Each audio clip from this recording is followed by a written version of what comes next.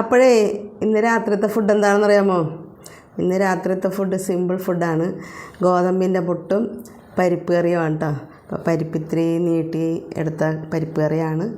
അപ്പോൾ ഗോതമ്പിൻ്റെ പുട്ടുണ്ടാക്കിയേക്കണതേ പൊടിയൊന്ന് ഞാൻ മിക്സിയിൽ അടിച്ചിട്ടാണ്. അപ്പോൾ നല്ല സോഫ്റ്റ് ആയിരുന്നു. പിന്നെ കട്ടകളൊക്കെ ഉണ്ടെങ്കിൽ അങ്ങനെ പൊടിഞ്ഞ് പോയിക്കോളും. അപ്പോൾ ചെറിയൊരു കഷ്ണം പുട്ടെടുത്തു.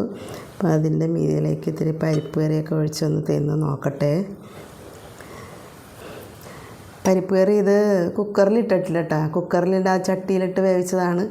ചട്ടിയിൽ ചെറു തീയിലിട്ട് അധികം അങ്ങോട്ട് വെന്ത് കുറുകിയങ്ങാണ്ട് പോയിട്ടില്ല. ഉടനെ ഇട്ടുണ്ട് പരിപ്പ്.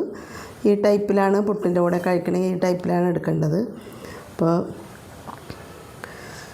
ഇപ്പം പരിപ്പ് കറി എടുക്കാം. ഇപ്പോൾ ചട്ടിയിലിട്ട് ചെറു തീയിൽ ഇട്ട് വേവിച്ച് എന്നിട്ട് കടുക് പൊട്ടിച്ച് താളിച്ചതാണ് കേട്ടോ.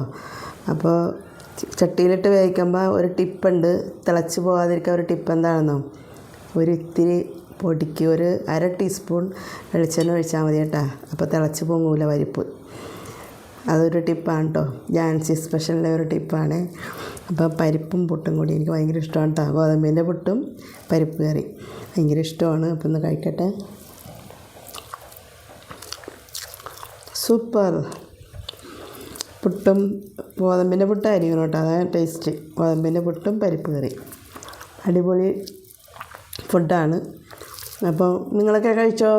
അപ്പോൾ എല്ലാവർക്കും ഒത്തിരി സ്നേഹത്തോടെ ബായ്.